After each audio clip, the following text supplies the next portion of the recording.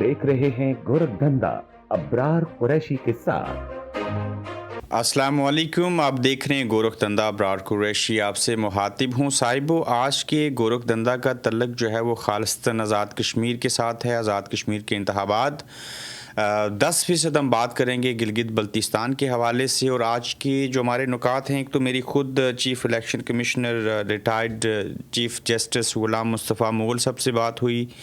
उन्होंने वाज़ह तौर के ऊपर क्या कहा कि इलेक्शन शेड्यूल का ऐलान 4 जून तक कैसे होगा। अगर इलेक्शन नहीं होते तो एमरजेंसी का नफाज क्यों हो सकता है।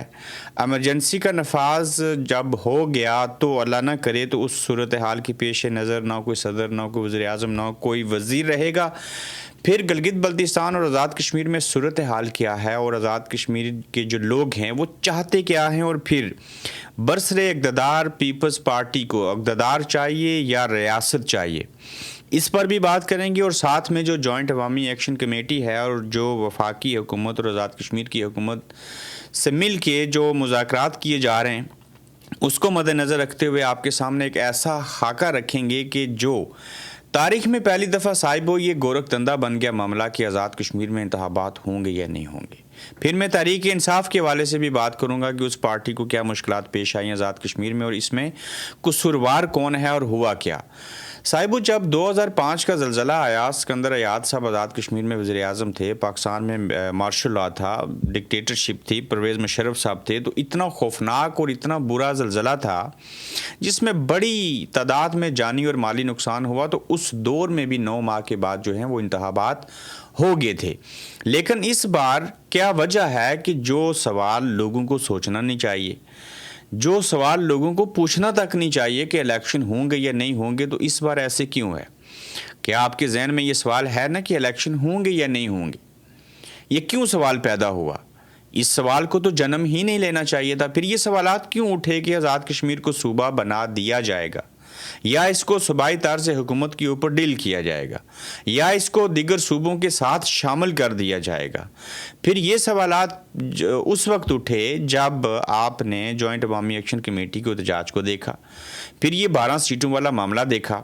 अब मैं जितनी 5 चीज़ों के ऊपर बात करूंगा उसका आगाज़ जो है वो करता हूं कि ये सवालात जब उठे तो मैंने भी सोचा, मैंने गौर किया बतौर सहाफ़ी कि ये बात जो है कि इलेक्शन कब होंगे, शेड्यूल कब जारी होगा, तो इसका जवाब कौन दे सकता है।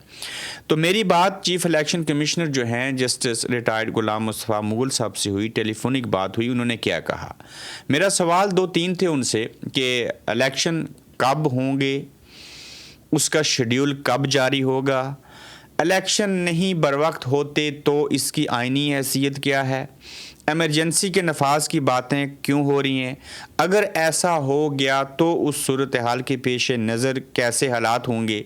तो मैं ये जो पूरी ख़बर है ये मैं आपके सामने पढ़ के रखता हूँ, फिर मैं बाकी चीज़ों के ऊपर आता हूँ। जो चीफ़ इलेक्शन कमिश्नर जस्टिस ग़ुलाम मुस्तफ़ा मुग़ल साहब से मेरी बात हुई उसके मुताबिक जो मैंने ख़बर लिखी, जो आप हमारे पेज के ऊपर देख चुके हैं, उसमें यह है कि आज़ाद कश्मीर की मौजूदा असम्बली की मुद्दत चीफ़ इलेक्शन कमिश्नर के मुताबिक 4 अगस्त को ख़त्म हो जाएगी। असेंबली मियाद ख़त्म होने से कहते हैं कि 45 दिन पहले इलेक्शन शेड्यूल जारी करना हमारी ज़िम्मेदारी है। इस लिहाज से 4 जून से कबल इलेक्शन शेड्यूल 2026 जारी कर देंगे उनके बकौल। वोटर फहरिस्तों के मामले पर उन्होंने मेरे सवाल का जवाब देते हुए कहा कि ये बात दुरुस्त है कि वोटर फहरिस्तें गलत बनी थी, ताहम उनको दुरुस्त कर लिया गया है।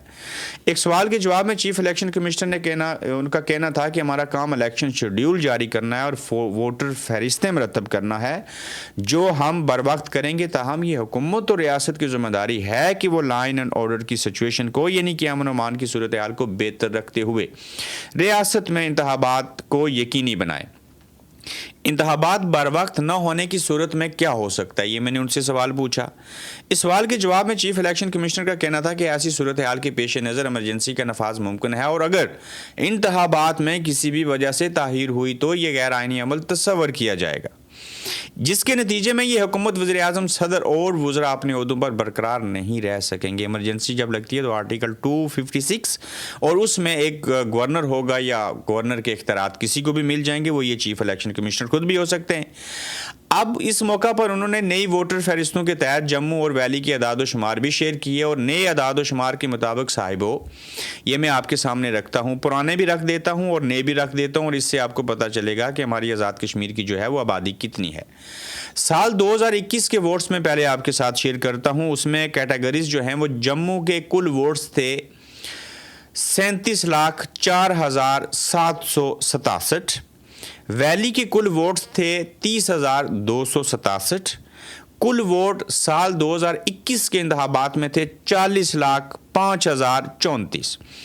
اب صاحبو سال 2026 میں کل ووٹس جو ہیں وہ یہ ہیں، جموں کے کل ووٹس 40,04,948، ویلی کے کل ووٹس ہیں 33,597، کل ووٹ سال 2026 میں ہیں 43,08,545، جو کہ پہلے تھے 40,05,034 ووٹ۔ اچھا، اس سال جو اضافہ ہوا ہے کل اضافی ووٹس میں وہ ہے 33,511 ووٹوں کا اضافہ۔ تو اب یہ باتیں آپ کو سمجھ آ گئیں۔ اب جو انتخابات ہیں اس کے شیڈیول کا اعلان یقیناً 4 جون سے پہلے 45 دن پہلے ہو جائے گا۔ ریاست کے اندر کیا چل رہا ہے؟ اب دیکھیے کہ پیپلز پارٹی کی حکومت ہے، اب اے پی ایس ہوگی، جوائنٹ عوامی ایکشن کمیٹی، اور ان کے مذاکرات ہوئے۔ میں سب سے پہلے مذاکرات کے حوالے سے بات کر لیتا ہوں۔ دیکھیے، حکومت نے جو باتیں طے کی تھی جوائنٹ عوامی ایکشن کمیٹی کے ساتھ، اس کے اوپر عمل نہیں ہوا۔ صاحبو جو 12 سیٹوں کا معاملہ تھا وہ حل طلب ہے۔ جو دوبارہ مذاکرات ہیں وہ ہوں گے، لیکن اس سے پہلے آل پارٹیز کانفرنس بلائی جائے گی۔ آل پارٹیز کانفرنس بلانے سے قبل اور مذاکرات فی الوقت جاری ہیں، لیکن میں اس کو کہہ سکتا ہوں کہ اب تک ناکام ہیں۔ اس میں شوکت نواز میر صاحب نے بات کرتے ہوئے اپنا جو اعلامیہ جاری کیا، اس کا جو ایک اہم نقطہ ہے وہ یہ ہے کہ ہم اپنا احتجاج جو ہے اس کو برقرار رکھیں گے، یعنی کہ 9 جون کو احتجاج ہوگا اور 9 جون سے پہلے اے پی ایس بلا لی جائے گی۔ اس میں بات ہوگی، اے پی ایس کے اندر کوئی 1 درجن کے قریب یا 12-13 جماعتیں شامل ہوں گی۔ میں آپ کو قبل از وقت بتا دیتا ہوں کہ اے پی ایس میں بھی کیا ہوگا۔ اس وقت آزاد کشمیر کے اندر سوائے ایک جماعت جو کہ سیاسی جماعت کی بات ہو رہی ہے، اس کے جو پیپلز پارٹی ہے وہ چاہ رہی ہے کہ 12 سیٹیں ختم ہو جائیں۔ حالانکہ یہی پیپلز پارٹی، یہی نون لیگ جب انوار الحق صاحب وزیر اعظم تھے، تمام جماعتوں کا حکومت کا ایک گورکھ دندہ بنا ہوا تھا، سیاسی مربع بنا رکھا تھا، تب یہ کہتی تھی پیپلز پارٹی ختم نہ ہوں۔ تو اب واحد جماعت پیپلز پارٹی ہے جو پیپلز پارٹی اقتدار کے اوپر ریاست کو ترجیح نہیں دے رہی، جبکہ ریاست کے اوپر پیپلز پارٹی اقتدار کو ترجیح دے رہی ہے۔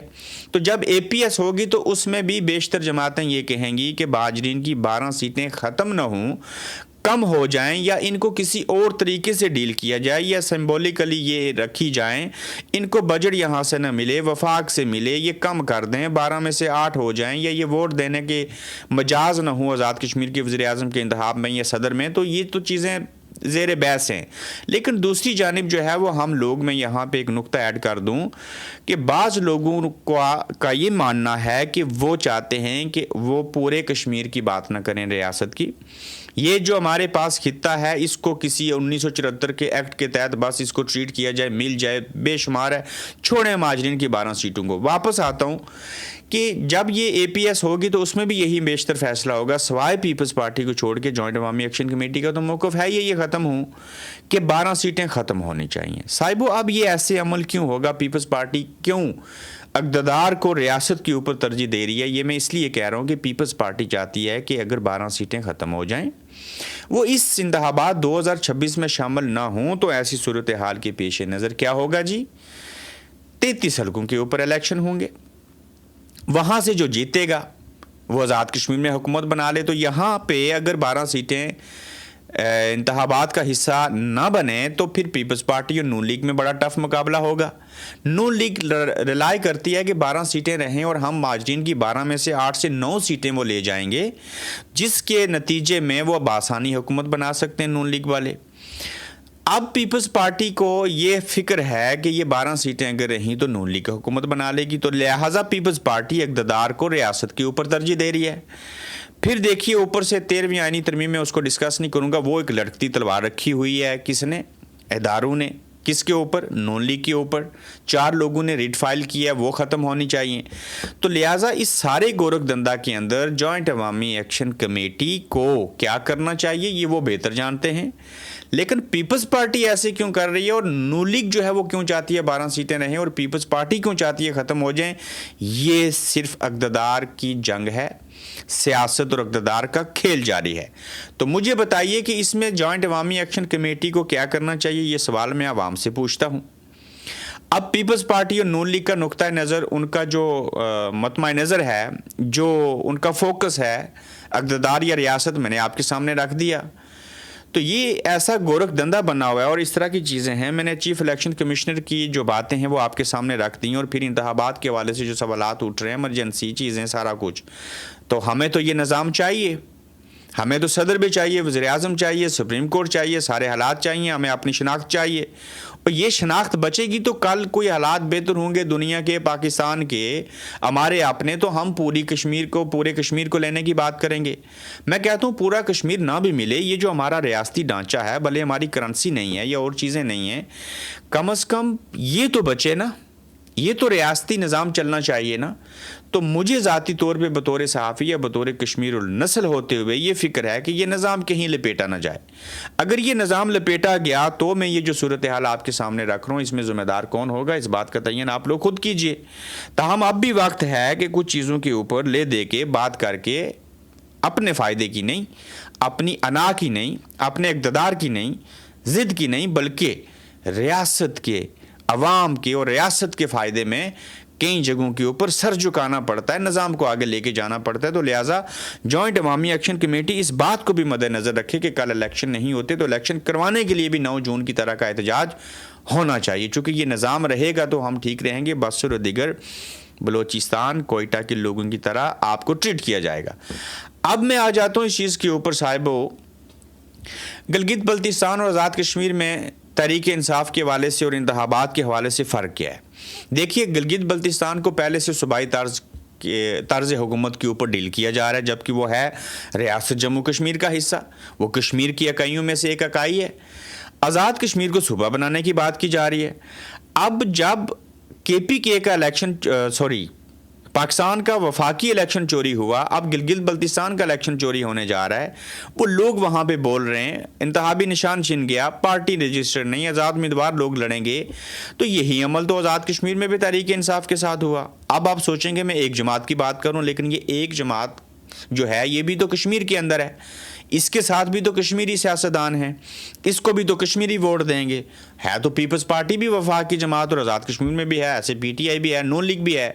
تو کہنے کی بات یہ ہے کہ جب گلگت بلتستان کے لوگ ریئیکٹ کرتے ہیں تو آزاد کشمیر کے اندر جب پاکستان تحریک انصاف کو رجسٹر نہیں کیا گیا، اس کی وجہ کیا تھی؟ اور جب رجسٹر نہیں ہوئے تو انہوں نے ریئیکٹ کیوں نہیں کیا؟ یہ سوال ہے نا. اب دیکھیے، تحریک انصاف کے ساتھ آزاد کشمیر میں چیف الیکشن کمشنر نے یا الیکشن کمیشن نے اس لیے رجسٹر نہیں کیا. ایک کوئی راجہ منصور صاحب ہیں، وہ سیکرٹری جنرل تھے جماعت کے، ان کے پاس اکاؤنٹ کے اعداد و شمار تھے، کوئی 33 کروڑ یا کتنے کروڑ کی رقم ہے. وہ الیکشن کمیشن نے پوچھا، صحیح سوال پوچھا، بتائیے گوشوارے جمع کروائیے، وہ رقم آپ نے کہاں پہ خرچ کی؟ نہیں کروا سکے. اب قیوم نیازی صاحب نے اور دیگر لوگوں نے، سابق وزیر اعظم نے پارٹی کو رجسٹر کروانے کے لیے نئی اونرشپ، نئے طور پہ پارٹی رجسٹر کروائی، جیسے کہ تمام پارٹیوں کو ایسے کیا گیا تھا. تمام پارٹیاں ختم ہو گئی تھیں، پیپلز پارٹی، نون لیگ، انہوں نے اپنے اکاؤنٹس کی ڈیٹیلز جمع کروائیں، پارٹی کو دوبارہ رجسٹر کیا اور وہ ہو گئیں. لیکن تحریک انصاف کیوں نہ ہوئی؟ ہم یہ ساری باتیں تو اسٹیبلشمنٹ کے کھاتے میں بھی تو نہیں ڈال سکتے نا. وہ اس لیے نہیں ہوئی کہ قیوم نیازی صاحب اور راجہ منصور صاحب ایک پیج پہ نہیں تھے. انہوں نے کیا کیا کہ پرانے اکاؤنٹس کی ڈیٹیل ساتھ لگا دیں، پارٹی نئے نام سے رجسٹر کروانے کی کوشش کی اور اس کے اندر تضاد تھا.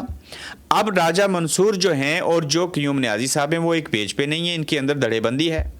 تو ان کے آپس کے اختلافات اور نالائکی کی وجہ سے پاکستان تحریک انصاف آزاد کشمیر میں رجسٹرڈ ہی نہ ہو سکی. الیکشن گلگت بلتستان کے اندر جب چوری ہوگا تو اگر یہ پارٹی رجسٹرڈ ہونے کے اوپر یہ عمل نہیں کر سکے تو باقی کیا ری ایکشن کریں گے؟ تو لہٰذا جہاں پہ جوائنٹ عوامی ایکشن کمیٹی کا احتجاج ہے، 12 سیٹوں کا معاملہ ہے، اقتدار کی رساکشی ہے، جہاں پہ پارٹیاں رجسٹرڈ نہیں ہو رہی، آگے الیکشن ہوں گے، سوالات اٹھ رہے ہیں، تو اس سارے عمل میں، اس سارے گورکھ دندا میں کشمیری کہاں جائیں گے؟ ریاستی تشخص کا کیا ہوگا، تو یہ میں نے مفصل طور کے اوپر آپ کے سامنے ایک سارا خاکہ رکھا ہے۔ میں کوشش کروں گا کہ اس سلسلے میں جوائنٹ عوامی ایکشن کمیٹی کے جو ذمہ داران ہیں ان کے ساتھ میں ویڈیو لنک کے اوپر ایک مفصل پروگرام کروں، اس کے ساتھ ساتھ جو پولیٹیکل پارٹیز ہیں ان کا بھی نقطہ نظر آپ کے سامنے رکھوں، لیکن اس سارے عمل میں جو سب سے اہم لوگ ہیں وہ آپ لوگ کشمیری ہیں، آپ بڑے باشعور ہیں، آپ لوگ پڑھے لکھے ہیں، ہمارا لٹریسی ریٹ بڑا اچھا ہے، ہم محب وطن ہیں، تو کیا آپ لوگوں سے جو میں سوال پوچھنے لگا ہوں اس کا جواب دینا پسند کریں گے؟ آپ 12 سیٹوں کو وجہ بنا کے یہ پورا نظام ختم ہو جائے یہ چاہتے ہیں، یا سانپ بھی مر جائے اور لاٹھی بھی بچ جائے یہ چاہتے ہیں کہ یہ سسٹم ہمیں چاہیے؟ کیا یہ صدر وزیر اعظم آپ کو چاہیے یا اس کو صوبہ بنا دیا جائے یہ چاہیے؟ کیا اس کو صوبوں کے ساتھ لگا دیا جائے یہ چاہیے، یا پھر آپ چاہتے ہیں کہ ایم ایل اے رہیں، صدر رہے، وزیر اعظم رہے، یا پھر 2-4 ایم این اے ہو جائیں، 10-12 ایم پی اے آپ کو مل جائیں اور پاکستان آپ کو ڈائریکٹلی ٹریٹ کرے وہ چاہیے؟ ہم تو وہ لوگ ہیں جو اپنا ایئرپورٹ چاہتے ہیں، ہم تو وہ لوگ ہیں جو کل مستقبل میں یہ بھی کہہ سکتے ہیں کہ یہ پورا ریاستی نظام ہے، ساری چیزیں ہیں، ہمیں اپنی کرنسی چلانے کی اجازت دو، ہمیں ہیرے جوہرات جو روبی کے پتھر ہیں وہ بیچنے کی اجازت دو، ہمیں یہاں جو ہے وہ کاروبار اور باقی صنعتیں لگانے کی کھلی اجازت ہونی چاہیے، ٹورسٹ جو ہے وہ اس کو آگے پروموٹ کرنا چاہیے، ہم اپنے پاؤں کے اوپر خود کھڑا ہو سکتے ہیں، جبکہ 13ویں آئینی ترمیم کے تحت ہم نے جو مالی اختیارات اور ساری چیزیں خود سے لی تھیں ان کو بھی واپس لیا جا رہا ہے۔ آخر ہم کس طرف جا رہے ہیں؟ یہ ہمارے صحافیوں کو، یہ ہمارے سیاستدانوں کو، یہ ہماری بیوروکریسی کو، یہ ہمارے پڑھے لکھے طبقے کو اور تمام لوگوں کو ان باتوں کے اوپر غور و فکر کرنی چاہیے۔ بصورت دیگر وقت گزر جائے گا اور ہاتھ کچھ نہیں آئے گا۔